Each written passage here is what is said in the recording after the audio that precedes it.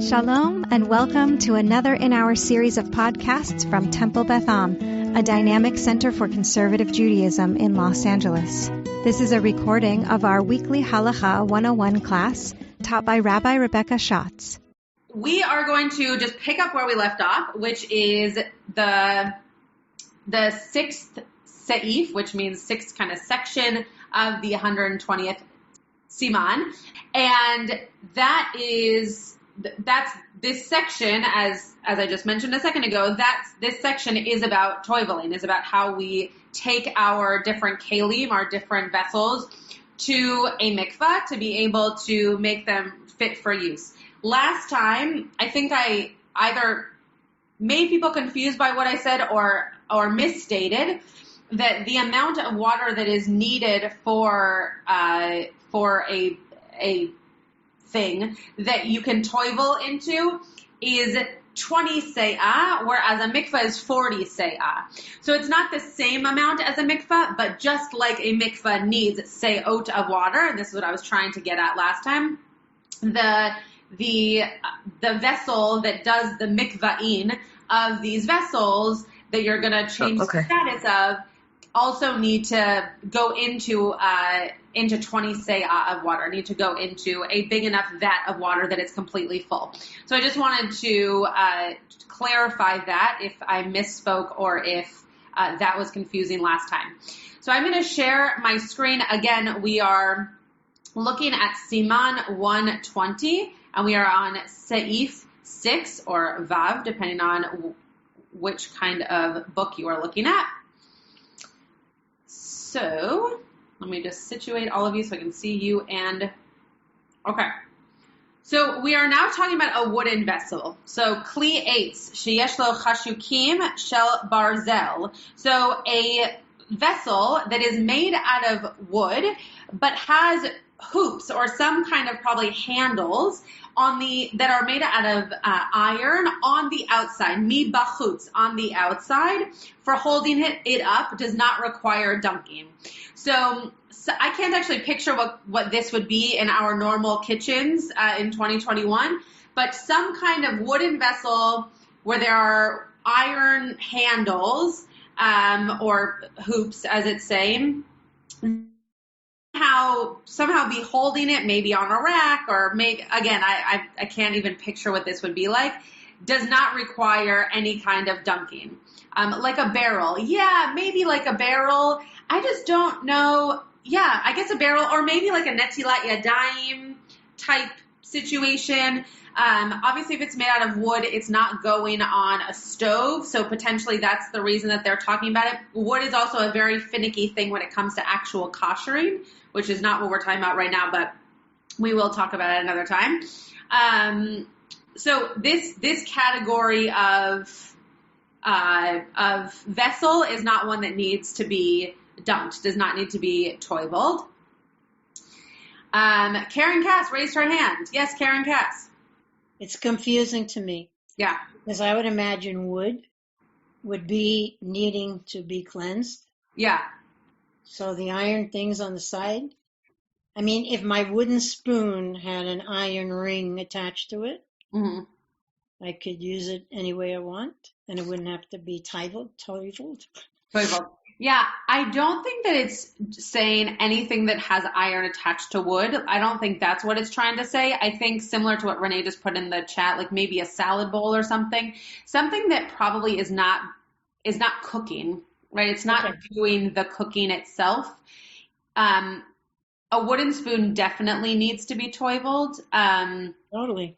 But yeah, but a vessel that is made out of wood probably definitely does not need to be in this category of halakha, but probably does not need to be because it's not going directly on a stove. So you're not cooking in it. But let's say you pour hot soup in it. Yeah. It's a very interesting question. I can't picture what this kind of vessel would be in our system. Look at the link in the chat. Look in the chat. No. Oh, the picture? Okay. Oh, that's cool. Here's a picture from Bob Roost. Okay. It's a bucket. Right. Again, thank you for the visual. I'm not sure if this is what they're talking about because I think they're talking about, well, who knows? I think they're talking about actual rings that you would, like a stovetop pot that you can imagine, but instead of it being made out of metal, it's made out of wood. So it's possible this is what they're talking about. I have absolutely no idea because I didn't live in the not 500s, I guess, but the 1500s. Yeah, I just, Okay. yeah. More chats. I don't hear any interference. Sorry, Debbie, I don't know what that is. I also don't hear it. Okay, so let's go to this next piece. It's possible that it's going to continue to clarify some things for us. A silver cup, which is connected to a wooden vessel, requires dunking. So this is the kind of case with like a bucket that has some kind of handle. This would be like something for Netilat Yadayim before the 8 days of running water, that you would have a cup connected to the vessel that was going to then hold the liquid. So a silver cup connected to a wooden vessel does require dunking. And then the Ramah, Rabbi Moshe Isserles, goes on to say, and so too pepper millstones within the wood there is iron affixed for grinding requires dunking. And so too iron funnels or tappings of iron and other metals, all of them require dunking, and specifically that the essence of the vessel is metal. But if the essence of the vessel is wood, only if some iron is affixed to it, since in order to use it without the iron, dunking is not required.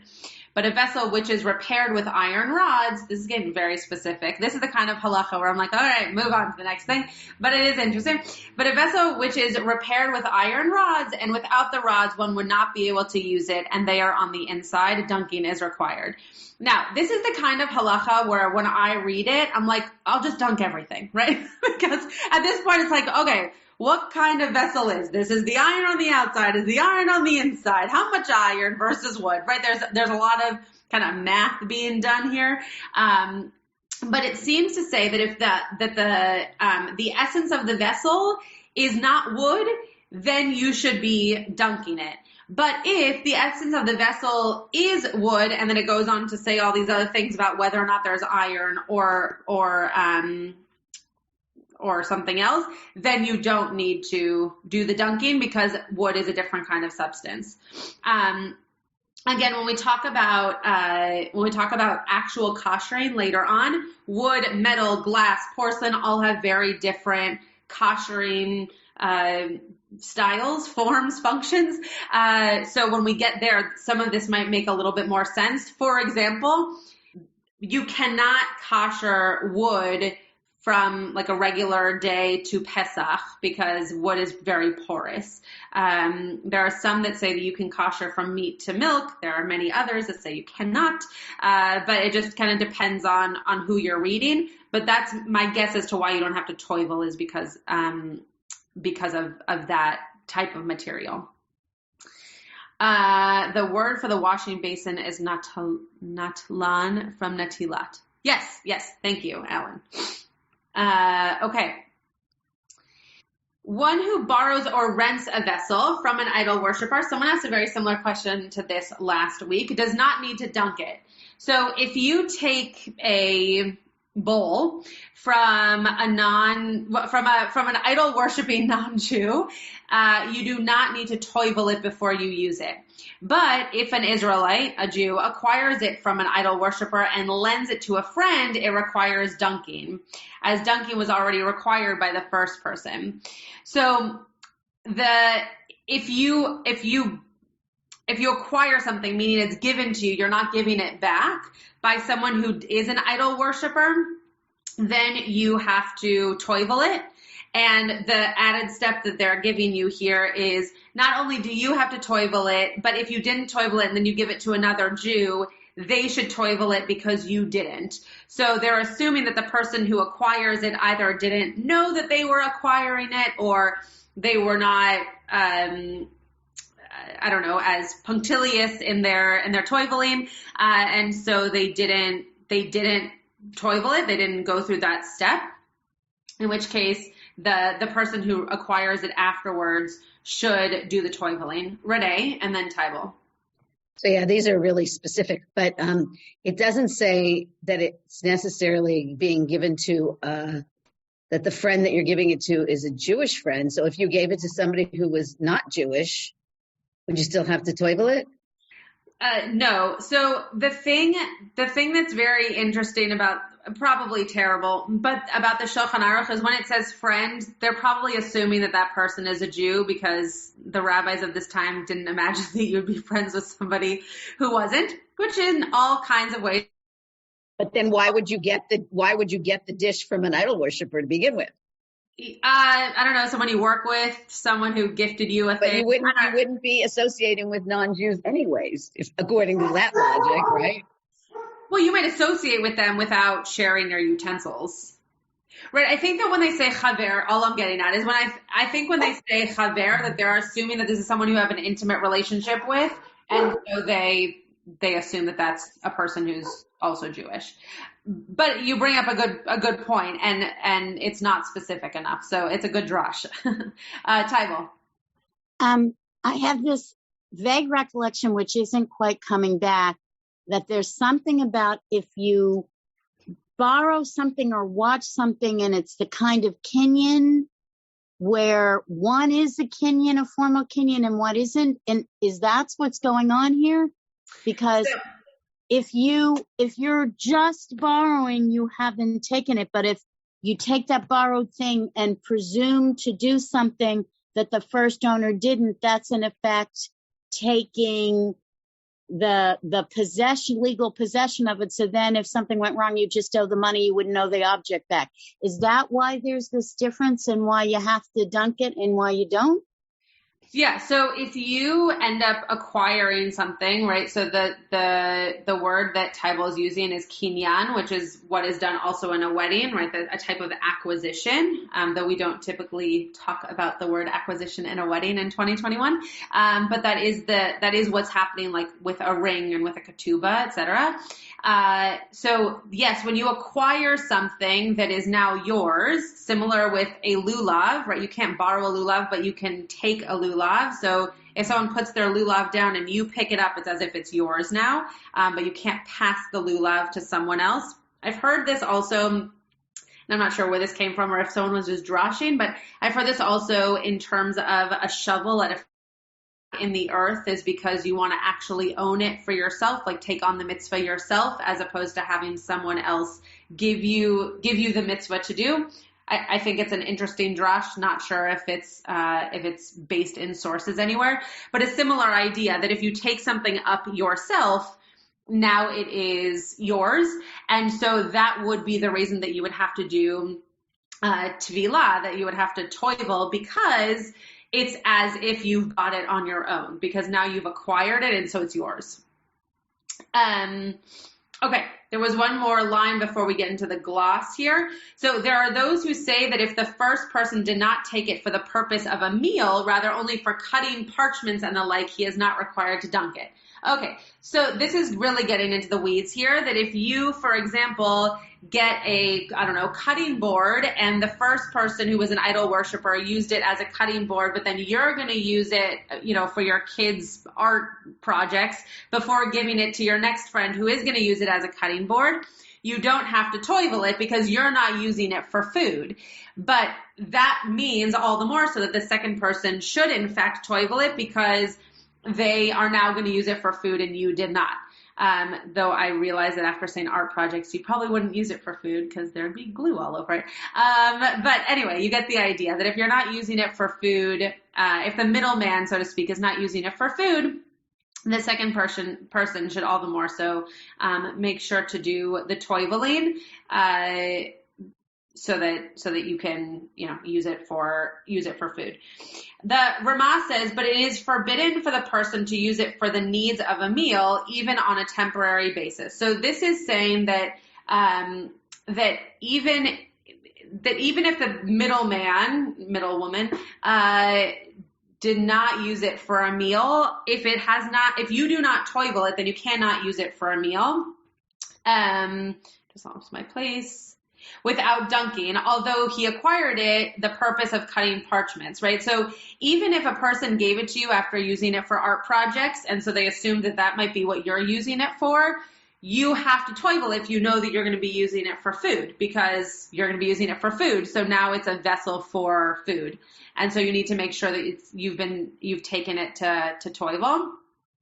And so too, if the second Israelite acquired it from the first for the purpose of meals, the second must dunk it. It's just making that more clear. Gloss. Great. Thanks, Debbie. So we talked about this a little bit last time. The gloss is just the name, the English kind of title for the Ramah, who is Rabbi Moshe Isserlis, and he is the Ashkenazi opinion on the Sephardic literature. So the Shulchan Aruch was written by a Sephardic rabbi, and therefore that which is written is seen as kind of the Sephardic opinion. And the gloss, Rabbi Moshe Isserlis, is an Ashkenazi rabbi, and so his opinions, which were written in as, I don't want to use the word commentary because it's not a commentary, it's added in just like the other laws, are seen as the gloss into the Sephardic opinion, so that the Ashkenazi Jews know what to do. So anytime we say gloss, the Ashkenazi opinion is coming through in that case. Is it like an acronym for something, or? It's not. I mean, the English is just so that people know what it is, but it says Haggah here, which just means that that's when Rabbi Moshe Isserlis is speaking. Okay. It just means that he has his moment with the microphone. Okay, thank you for explaining. Yeah, no problem. If they were smart, they just would have written Ramah. I'm not sure why they had to make it a whole other situation, but they use a different title. Okay. Are we all good? I know this is like, some of this is quite dry, no pun intended, but should we, can we keep going? Yeah. Okay. Karen's asleep and nodding. Okay. If an idol worshiper provides a vessel as a loan guarantee to an Israelite, i.e. as collateral, right? So this is also in a world where, we're receiving items in different ways than the way that we swap plates. If it appears in the mind of the idol worshiper that it is permanent in his hand, dunking is required. So this actually, Karen, listen up, this is very interesting. This actually is a very prominent theme in Jewish law, which is intention. So the intentionality around something, whether it's what you are doing or what you expect the other person to be doing, is extremely important. So the intentionality around why you think, in this case, that why you think someone is taking this item, then you must do the action, in this case, do the toiveling with that item based on the intention. Even if the intention is completely, I'll give you an example that's not toiveling. If you are, and if any of my sixth graders or their parents are listening, this is on their quiz. If you are walking behind a synagogue on Rosh Hashanah, and you know that walking behind that synagogue, you might hear the shofar, you have fulfilled your obligation if you hear the shofar. However, if you're walking behind the synagogue on Rosh Hashanah and you do not expect to hear the shofar and then you do, you have not fulfilled your obligation. Still the same walk, still the same synagogue, still the same shofar blowing, but it's the intentionality around why you are there. And therefore, if you didn't have any intention, you no longer are fulfilling your obligation around shofar. Same here with toiveling. If it is the intention that this is going to be permanent for you, right? It's using the word, the pronoun, I should say, his, just because that's generic, not because this is only for men. But if a person acquires an item, then you should dunk it, no matter what you think it is for. If the intentionality is that it will be for a meal, you should put it in a mikveh. Yeah, Tybal. I just thought I'd give a more interesting one from a different tractate. You're smiling already. If a couple has sexual relations with the intention of making them the married, at least at one point I thought in Jewish law or I studied it, then they're married. But if they don't intend to have that sexual relations make them married, then they're not. So kind of. I was smiling because you said more interesting, and I was like, "What? Mine was interesting." Oh, sorry. It's just my idiosyncratic view that it's fine. sexual relations are more interesting than totally. bowls. Totally. But I just wanted you to know that I wasn't smiling because I thought I knew what you were going to say. So sort of the way around premarital sex and how that works in halakha is a little bit different. That's part of it, right? The intentionality definitely has to be there for sex before marriage to mean acquisition of the person who is having sex with, in this case, the man. However, if you are having sex for the sake of marriage, the intentionality is marriage, you have to have witnesses. So it's not just, we're going to have sex tonight and it's going to be for the intention of marriage. You have to also set up to make sure that you have witnesses there for you to have sex in the presence of other people, which is often not how things go down. So I think that is... It's definitely part of it, and that intentionality is the same in terms of the first step, but you cannot just have sex for the intention of marriage and then be considered married just by intentionality. There also need to be witnesses. Yes, Alan. Does the same apply with the other two ways? Because it's shtar, bia, and kesef. Yeah. So you need witnesses for the shtar, that's the ketubah, something in writing.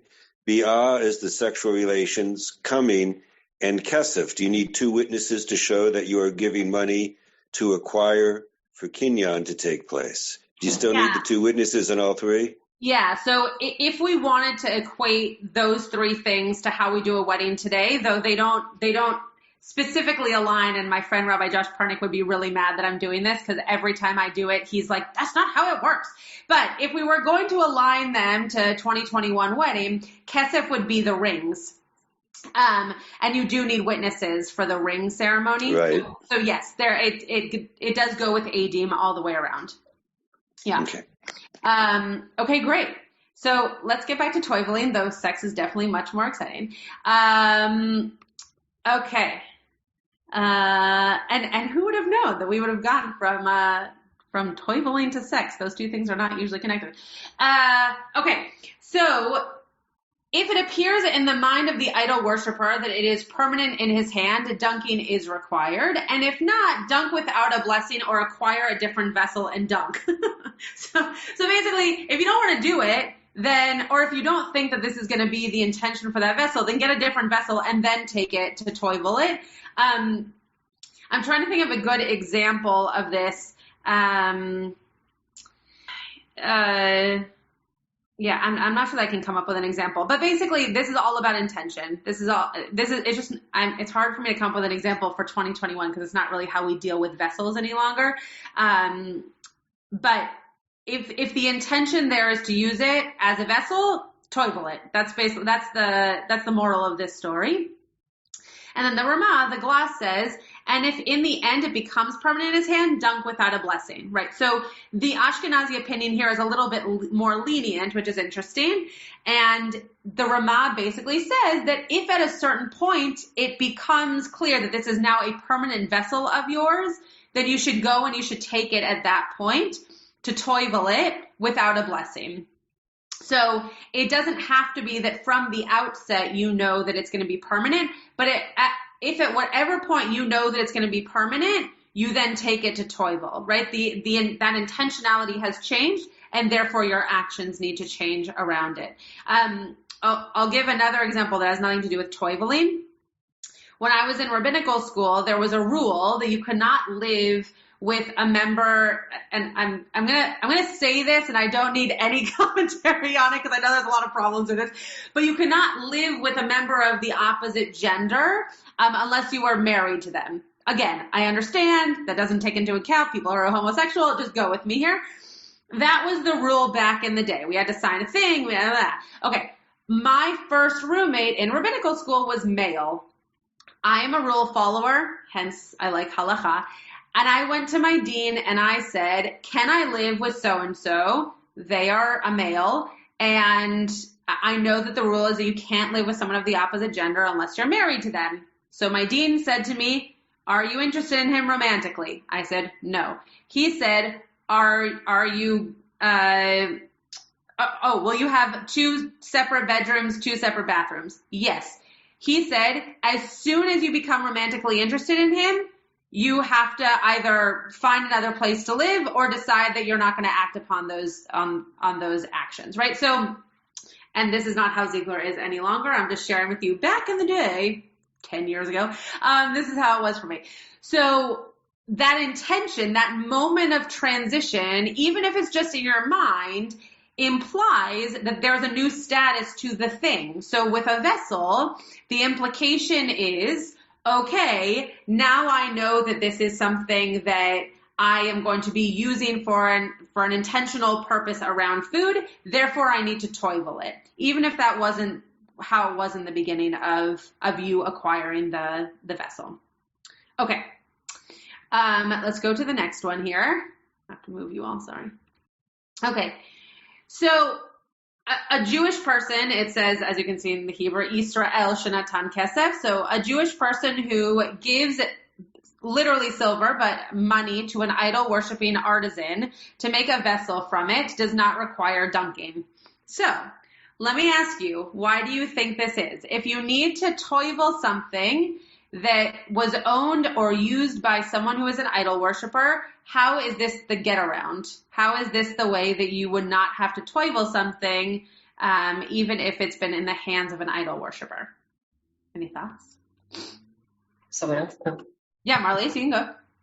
Actually, Gary. I would assume that if this is going to be totally not around food, okay, there is no reason to toivel it. I mean, there might not be any reason to toivel it. You might be right. But why, if you know that it's going to be a vessel and you're telling this idol worshiper to create the vessel for you, how come you don't have to toivel it? I guess I assume that the intent is not for any intent. I mean, it could be for the garden. Okay, great. So it's so possible about intent. Paula? I was thinking that you own the silver and you gave it to them, and your ownership interest remains with it. Great. So they're working on it, but they're not owning it and giving it to you. Great. So that's probably more likely, though I think that Gary's thought process is the one that we would have today, right? If you're giving it to someone who you know is an idol worshiper, but you're making it for the purpose of something that you want, you assume that you know the intent of why it's being made, and then it will have, even if the person is an idol worshiper, it will not be used as an idol. So I believe that that's kind of the mental game that is gone through, but Paula's is the practical reason. If you are giving the money to the person to create the thing, it's as if you've owned it all along. Because you're not giving it to them once it's already made, you're giving it to them for the process of making it.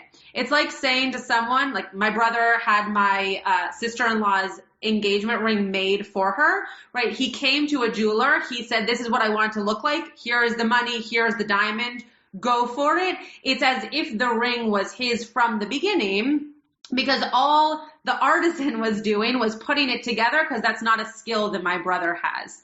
So that's what's happening here is there's ownership around the entire process, even if your hands aren't the one creating the vessel. Taiba, did you have something to say? A question though, could part of it be because in some sense it didn't exist before, so there's no history in which it could have been used for idol worship, because by making this new thing, you've changed its essence. Correct. That's exactly, you just said it more artistically than I did, but that's exactly right. Yeah. So the fact that you are giving the money for the thing to be created, it's as if you own the creation. So the idol worshiper doesn't own it, even if it's in their hands. That's exactly right. Okay. And then, Gary, so go ahead. I assume if the image was an idol, then that would kind of ruin it. Yeah, but then you wouldn't be paying for it. Right? You wouldn't say to the person, "Hey, create for me a Buddha." You would say, create whatever you want, and hopefully it's nice. And then if it ends up being a Buddha, then you have a discussion. Okay. Correct. I think that in this particular case, again, we're using 2021 brains to have this discussion, but I think in this particular case, it's, you go to a guy who makes bowls. You happen to know that the guy who makes bowls is also an idol worshiper, but you feel like you can go to him and say, "Here's $20. Can you make the bowl for me?" I think that's kind of more along the lines of what we're talking about, less here's $40, create a vessel for me of any kind. Yeah, Jackie. It seems, though, from this, and then especially from what the Ramah writes, that he's literally handing him the silver to make the bowl out of that silver. Like, it's not that he's paying him. He never loses ownership of the material itself. Oh, interesting. So they're using, I wasn't looking at the Hebrew, so they're using silver as the metal, they use kesef in both ways. Interesting. Okay. Because lasot lo mimeno, kli. Right. So it could be both ways, right? It could be that you're going to make from it, in terms of the silver, an actual silver bowl, candlesticks, etc. I mean, not candlesticks, I guess, but bowl, cup. But or it could be like Jackie's reading it, that it would be, here's the actual, that was how Jackie read it. Or it could be the way that I read it, which is, here is the money, you have the material, now make the thing. So it's very interesting that you're reading it that way. And I think the Ramah also reads it that way. Okay, we'll get there in just 1 second. Yeah, Barbara. If the idol worshiper didn't use the thing, just made it. Yeah. Then it hasn't been used. It hasn't by the idol worshiper. It doesn't even matter a lot of what's been said. It's only bad if the idol worshiper had used it.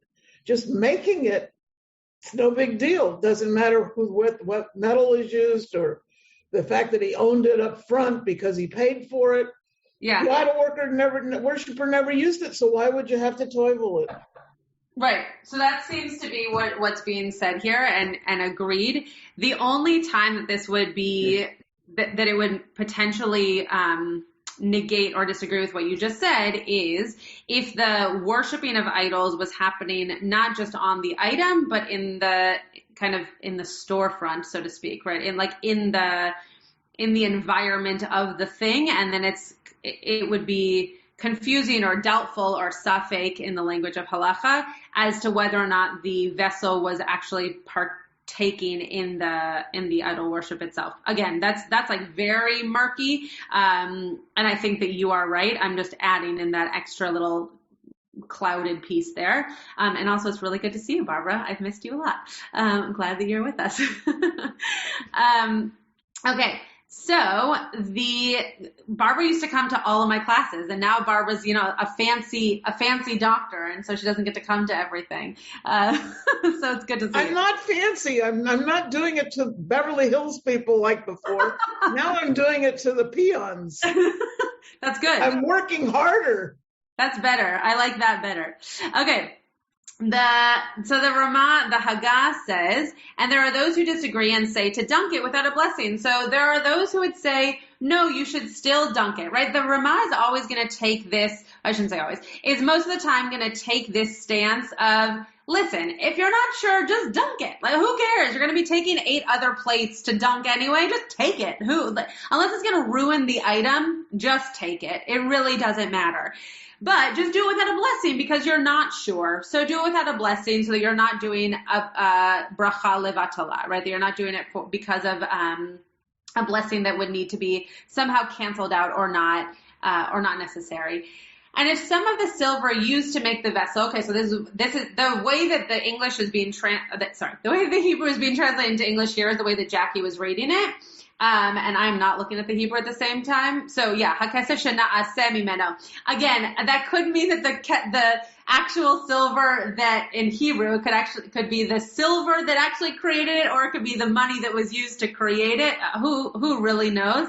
But it doesn't actually matter in terms of the understanding of this thing. It would only matter if you were the artisan, and then it matters. And if some of the silver used to make the vessel was owned by the idol worshiper, dunking is required. So if some of, again, you could say this one of two ways. If the silver that was given to you as material, some of that silver, let me say it this way, your silver was not enough to create the item, and so now the idol worshiper is having to use some of his silver, then you do have to dunk it.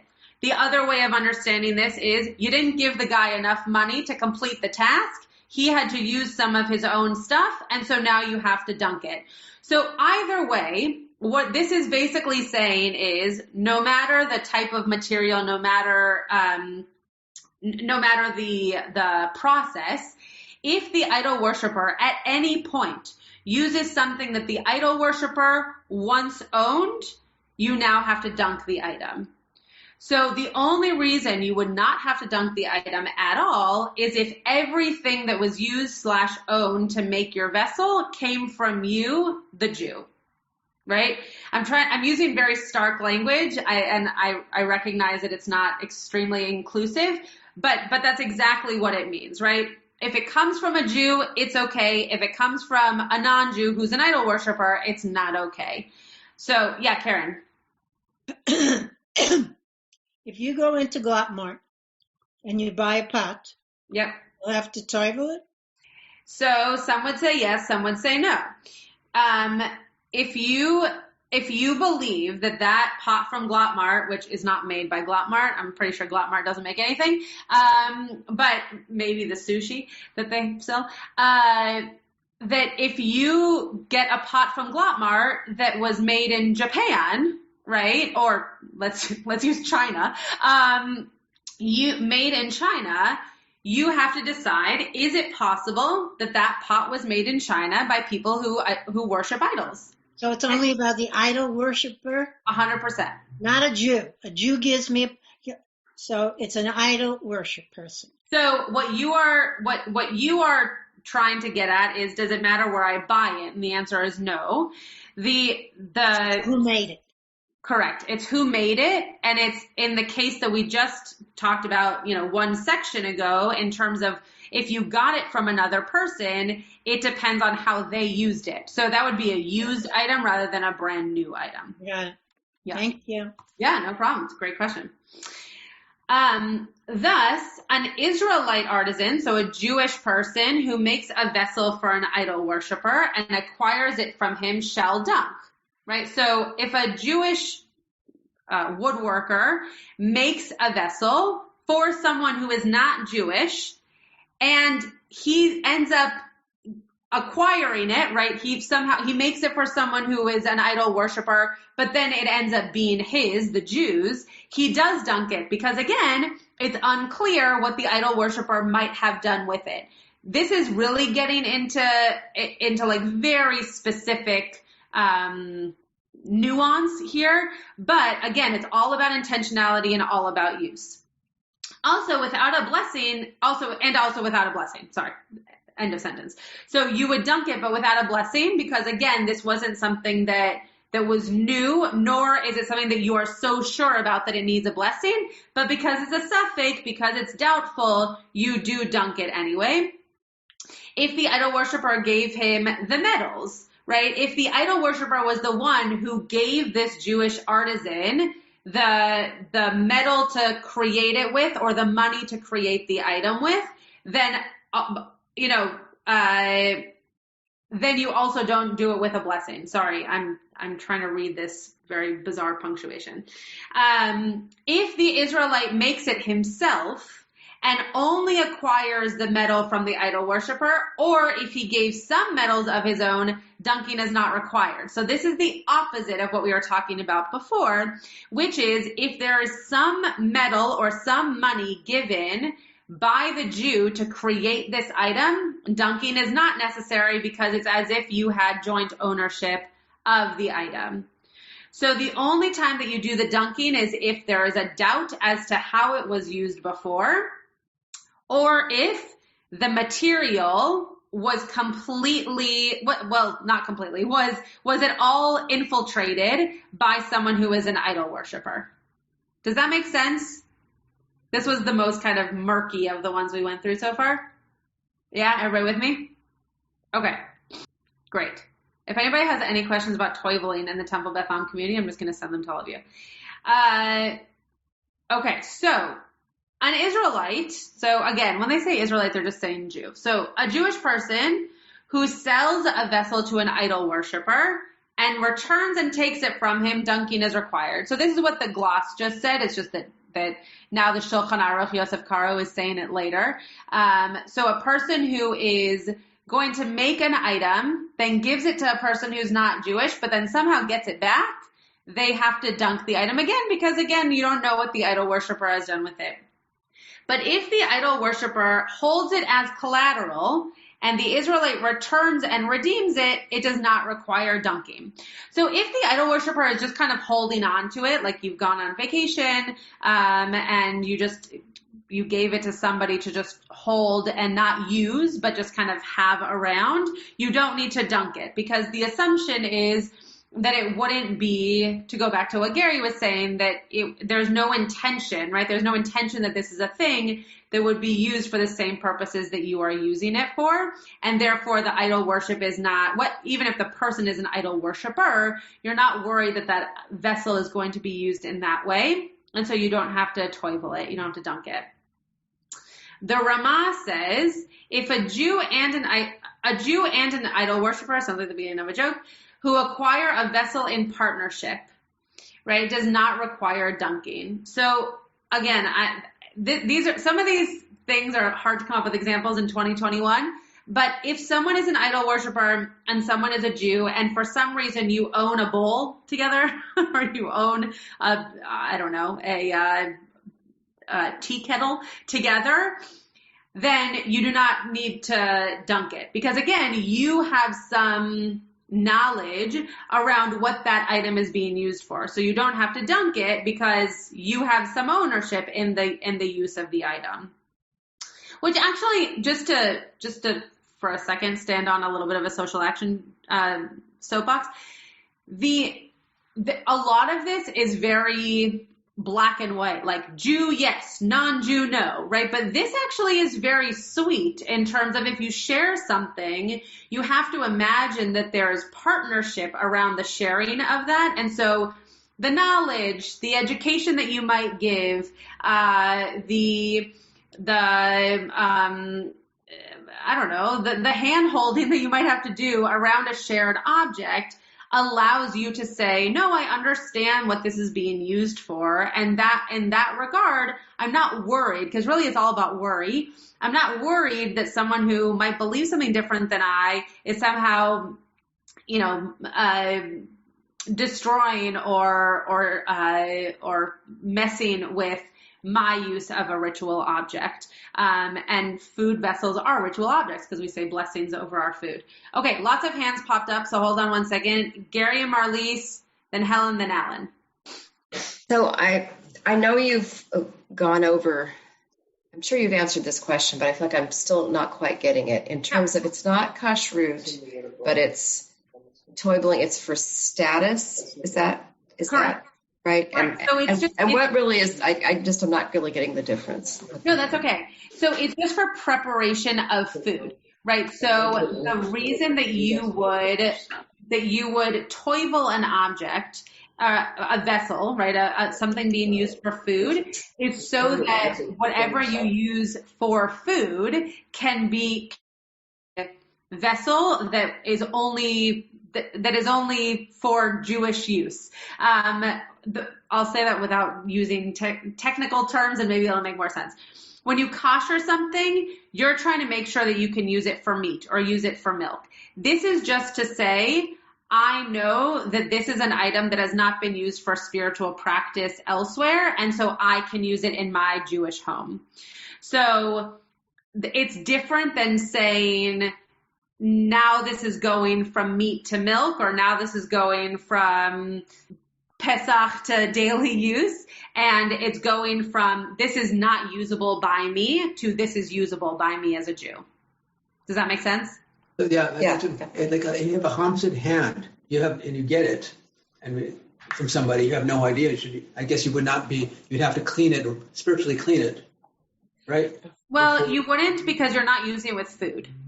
You're only doing this with food vessels. So like when you get a vase from somebody, you don't have to toivel it. But if you're getting a plate or a bowl or a cup, then you do have to toivel it. And that's because of the fact that you do blessings over it, because it's food, because it's ritual. Yeah, exactly. Okay, thank you. Yeah, sure. Okay, Helen.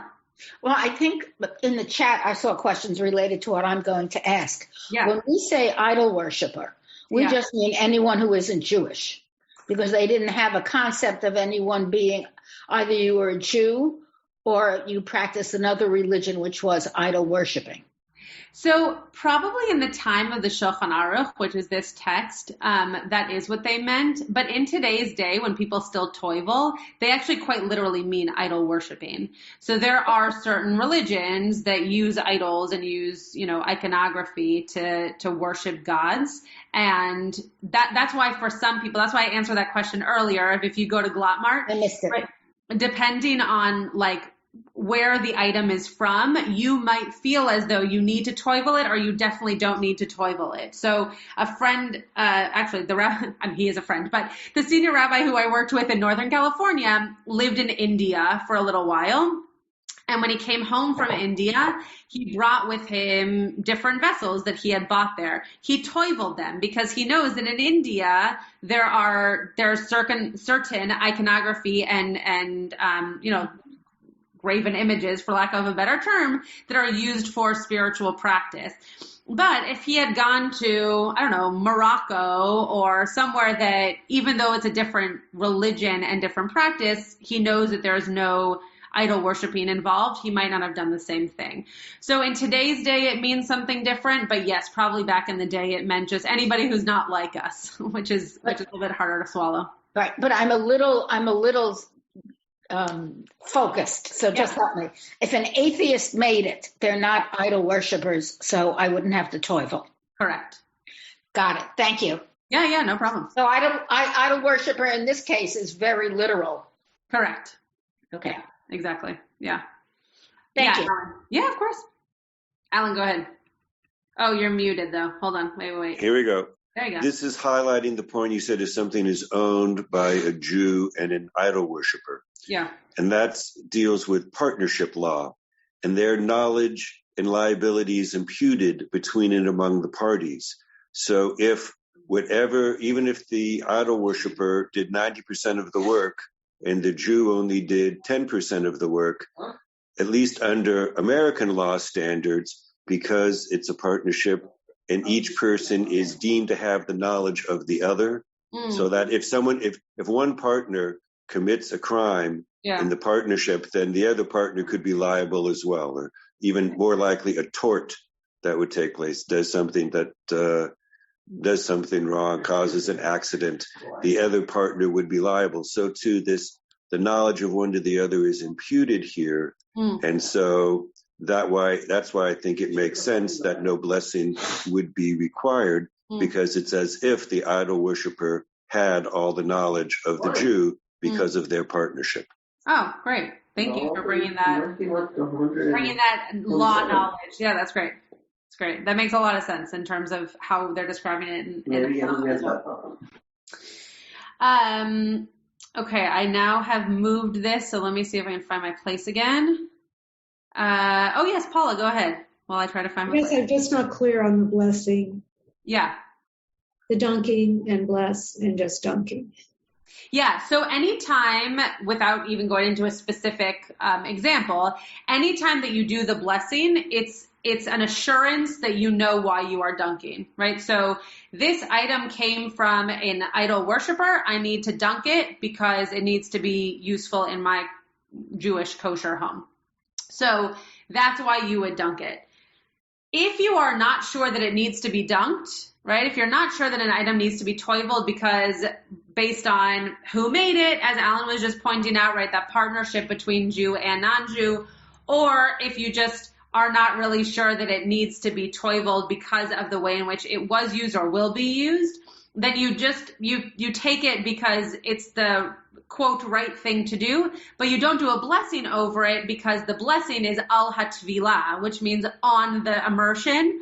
And if you're not sure that that immersion is really necessary, you wouldn't want to do a blessing that is called a bracha levatala, which means kind of a useless, it's a bad term in English, but a useless blessing, or a blessing that is canceling something out. Does that make sense? Yeah, but do you ever just bless then? No.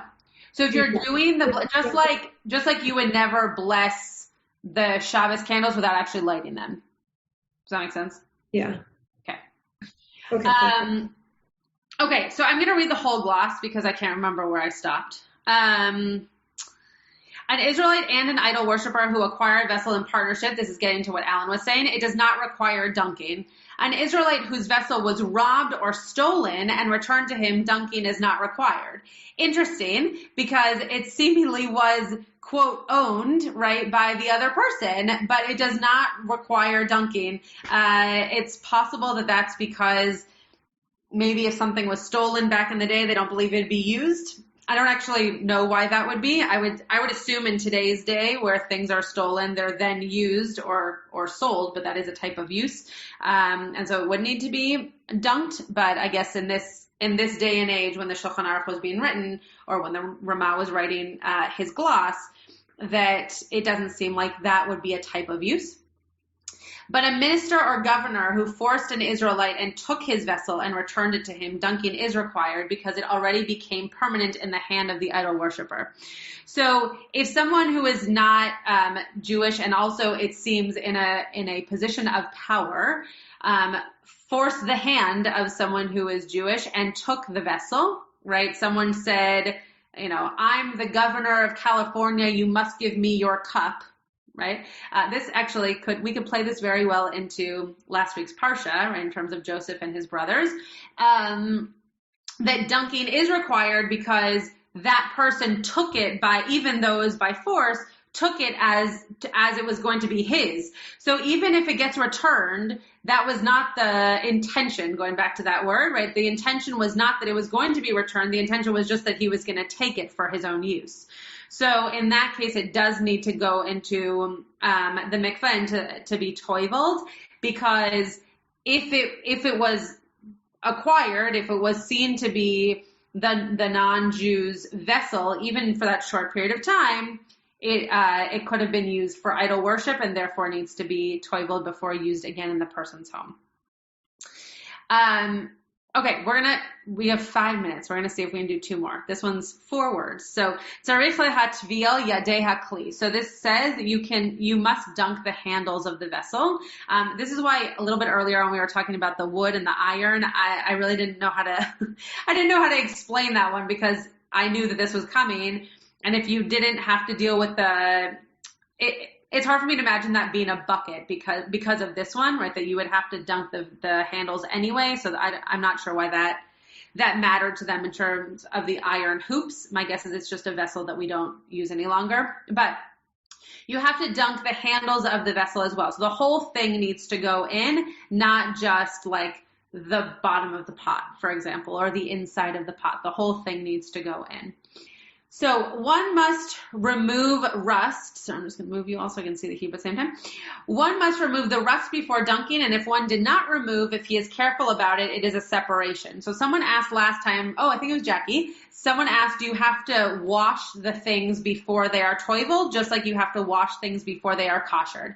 The answer is no, you don't have to wash them. Like, you don't have to use soap and water and wash them. But if you acquire something that has some kind of separation on it, some kind of, in this case, rust or any kind of like casing, you have to remove that before you can toivel it. The same goes for a person. When a person goes into a mikveh, anything that is seen as a separation to the natural body needs to be removed. That's why people all the time ask, can a person with tattoos go into a mikveh? Yes, because now it's part of your skin. But if you have piercings that can be removed, those have to be removed before you go in, for example. So there are different kinds of separations when it comes to a body, but when it comes to a vessel, anything that is seen as not necessarily just dirt of, sitting around, but something that would really be seen as a separation of the water to the vessel that's going to be utilized in cooking, that rust needs to be removed. Alan. Oh, unmute. Where'd you go? I'm right here. Oh, there you go. I just say I was trying to type. I must have hit a wrong button because I have literally 1 minute left, 1% left, and I'm not able to see. I just wanted to say thank you, and I have to leave, and I didn't want to leave without saying goodbye and thank you. Very sweet. You're very welcome. Glad to have you.